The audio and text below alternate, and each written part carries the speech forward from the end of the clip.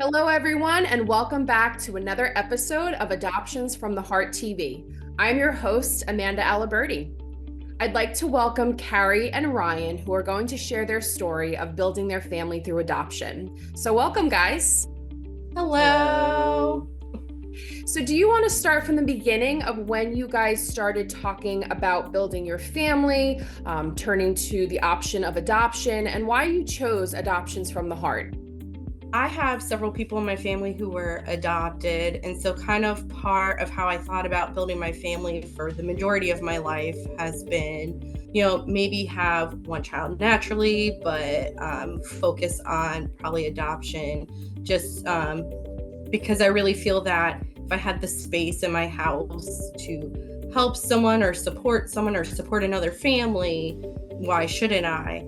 And then when I was younger, I suffer with infertility, and we went through looking at IVF, embryo adoption, the fertility clinic. It was a whole long thing. And so essentially we decided, put that all to the side. That's not what's important about our family, and we just kind of changed the timeline of when we would look at adoption. So adoption was kind of always an option for us.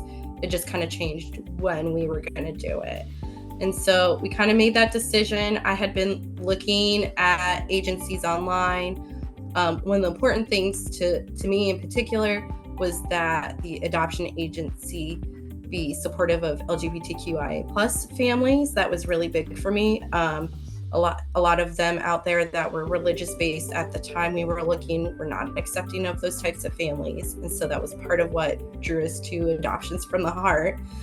And then in November of, I think 2020, we put in our application. We watched a kind of introductory video event about the agency. A big thing that really drew me is support for birth families and birth mothers. I think that's really important, and that openness is required. That was also important to me. I can't imagine doing it without openness. And so the fact that that was really focused on was really a big reason for choosing Adoptions from the Heart. Talk to us about when you initially applied to the program and what those first several months looked like. Because a lot of folks don't realize that when you're looking to adopt or build your family, it is a process. There's a lot of, assessment that happens through home study, education that we give. Talk to us about what you guys experienced and if you found that helpful in preparing for your placement.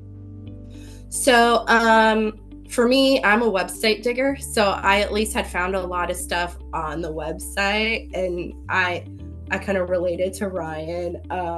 And so I knew there would be some educational requirements. I knew about home study, but I didn't really know that much about home study. Probably could have done more research on that. I knew it would take a while, but I think it took longer than I thought for us to get through our home stay. The educational side of it, I'm really thankful for, because it really helped me find some different terms I could use when I did my own research online and look for different communities. And it really helped give me a different viewpoint. I think I came into adoption really looking at it as me wanting to build my family, us wanting to build our family. And I think that education really helped turn us towards really, not that we weren't focused on, our future child, but really fine tune our focus into being really adoptee centered in our lives. That triad. Yeah, and the triad, and really thinking of the bigger picture of everything. And we took the transracial adoption courses, and that was super helpful too for a different viewpoint that I had never even considered, kind of that part of it. For the home study, the home study was a lot of like, here's all your things that are due, and me just trying to figure out and pull all the information and organize myself. And I'm not the most organized person, so it was so helpful for our social worker to send us what we needed and when and due dates, and that was super helpful. Yeah, so we just were able to go down that list of, all right, I need to collect this from work, I need to go get this letter. Yeah, you guys bring up a good point, the importance of building a strong connection and relationship to your social worker, because the agency, your social worker, that is the backbone to your journey in building your family through adoption. So I'm happy to hear that you found success in your relationship with your caseworker, because it is a lot. There's a lot of paperwork involved with home study assessment. It sort of never ends until you actually finalize your adoption. But it's all important paperwork. That's what we like to say, because we want to make sure that we're screening families appropriately and making sure they're fit and prepared for parenting. Ryan, describe what it was like to get that call that you were matched for a placement, and ultimately what it was like to be placed with your daughter. Man, it felt surreal. I just didn't think it would happen. I didn't think it would happen as quickly as it had. Like, I think to kind of set expectations, I kind of disassociated of it's probably going to take like 5 years before we got matched. The fact that we got matched so soon when we did, it was just unreal. And Cari was at work and I was at home, so I just wanted to call her. I couldn't get a hold of her because she was busy at work, but it was a great feeling being matched and hearing that news. And then at the same time, also a little nervous because we hadn't met birth mom yet. So at any time she could be like, "Oh, I picked wrong."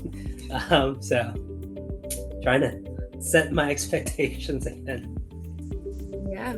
How long had you guys actually waited once you became active until you got the call? I think it was 9-10 months. Mm-hmm. It was less than a year. When we got like everything, like all the paperwork and home studies and all that. Yeah, once we got our profile set up and everything official, I think it was just a little bit less than a year. And I, in my mind, had been thinking like it'll be 2 years at least, So I was not expecting it at all. Sure. Well, and it's hard because you kind of have this mad rush of trying to get all your paperwork done, take your educational classes, and then you just sit, right? You become active in our program. We're able to start showing your profile to prospective situations, but it can be hard. 9-10 months, I feel like that's a good number. That's a good sweet spot. Any advice for waiting families that maybe have hit that 1 year mark or even that 2 year mark and are struggling with the wait?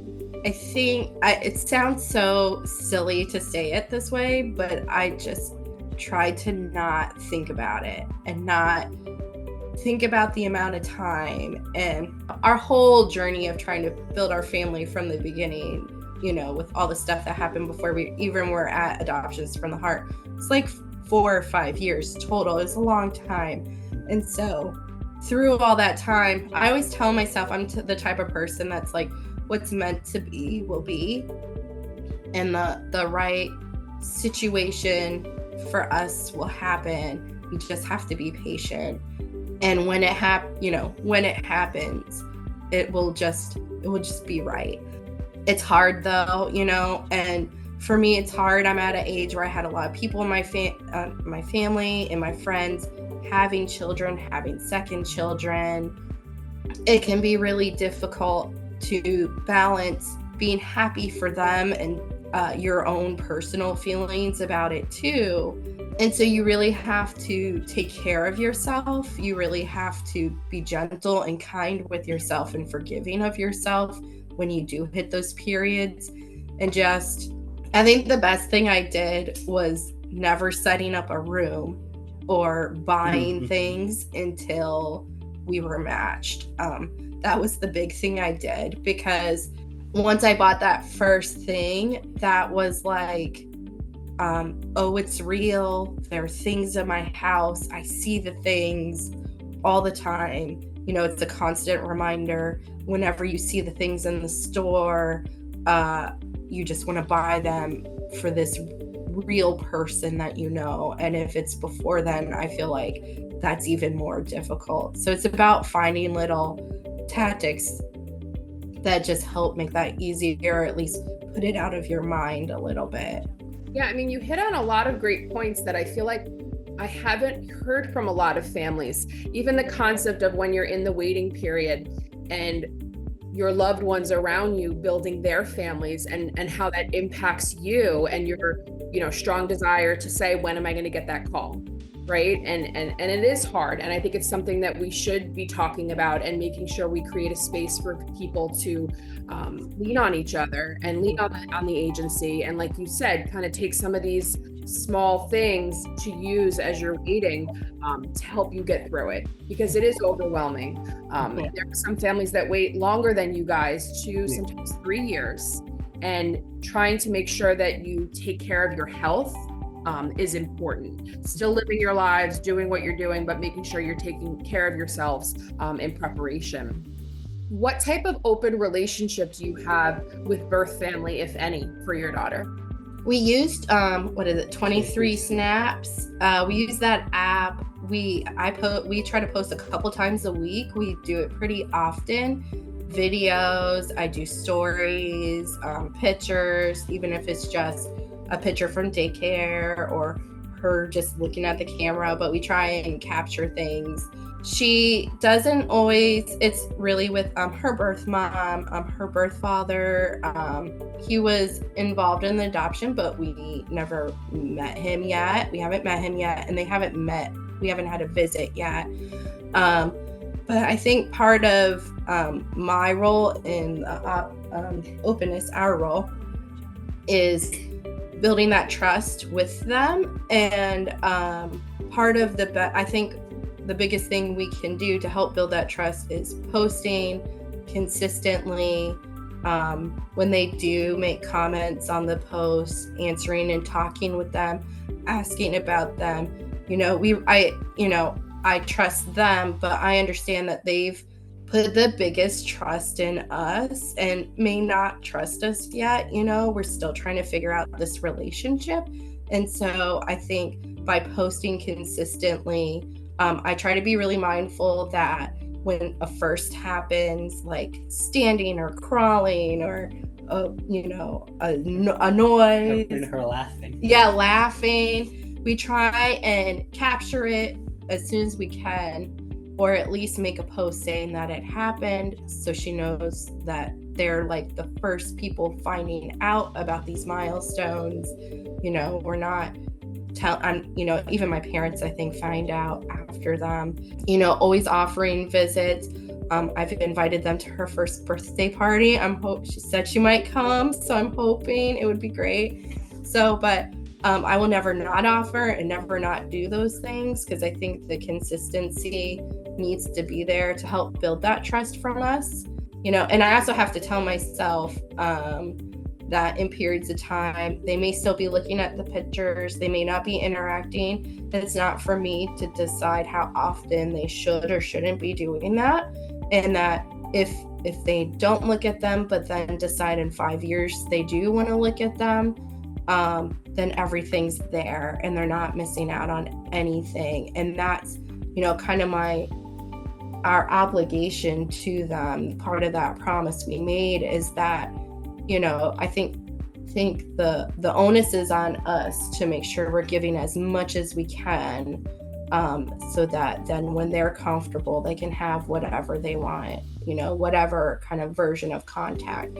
We're very open. So if they were, and they're local to us, so if they were to say, we want to start seeing her once a month or however often, we'd be open to that. But we're really letting them lead and decide when they're ready and when they want to. Well, and ultimately that's going to benefit your parenting of your daughter, right? Because she's going to grow up knowing and seeing all of this that you have offered with the birth parents. I really commend you both on your ability to embrace open adoption. Everything you're saying is exactly what we teach you when you're preparing, because I think it can be very challenging for families when they don't have a lot of openness to still be on board with sending pictures twice a week, continuing to offer to have the visits because they pull back a little bit. But what I'm hearing from you is you're continuing to make that effort, and you're respectful of whenever the birth parents decide to take you up on that openness. Yeah. It's really important. And then finally, I just wanted to ask you guys about post-placement education. The reason I remember you is because I remember seeing you on an educational series class with your little baby, who I think at the time was probably like a month old. Yeah. I just remember thinking, wow, like they're such busy people, first-time parents with a little one, taking the time to watch one of these educational series. Talk to us about that. Why was it important to you to still, access the resources around you in your education through adoption? Yeah, I think, do you want to talk? I talk about that. Okay. For me, it's been important through the whole process, really getting my mindset in that I would never know everything. And the more I can learn, the better a parent and supportive parent I can be. And that even at finalization or placement or any of that, that's not the end, right? I have the rest of her life to be there for her and support her in the best way I can. And I'm not an adoptee, so I need that perspective. I need all that information, and I need to keep it in my mind fresh, right? I can't take a course and then in 10 years be like, oh, remember that person said that one thing in that course? Like, I'm not going to remember that. So I need to keep working on it, right? And I as a person, right, you get comfortable in something and you get comfortable in your life and you just start doing your thing and you kind of forget about these different concepts, and you might sort of be doing them, but you're dithering from the path. I really think education helps bring everything back in line and really helps you. We have not gone to a lot lately, but I see them pop up and I still want to go. Another thing we have done though is to help kind of supplement the courses, which has helped a lot, is join like adoptee-centered social groups, especially on social media. That's a big place to really gain perspective from adoptees. And there's some I've even joined some anti-adoption adoptee-centered groups just to get a full perspective of how people feel, how adoptees feel about adoption, just to continue that education. And there's a couple that specifically deal in cultural fluency and have the adoptees be the prioritized voices in the group, and they post very interactive questions where they expect people to really be honest about why they adopted and their connection with their adoptee. And so I really encourage people to join those groups too. They may not align with your viewpoints on adoption, but they really help kind of center on the adoptee and are kind of another form of education, because who knows what's going to happen in the next 18, 20, 30 years. I'm not going to have the answers for everything, and adoption is complicated, and I'm less than a year into this journey of caring for this person, and I don't know, I don't know everything. So how can I stop my education now? It's just not, to me, it doesn't even make sense to stop participating in that way. And Ryan, what is your hope for the future for your daughter and just your family and all of this?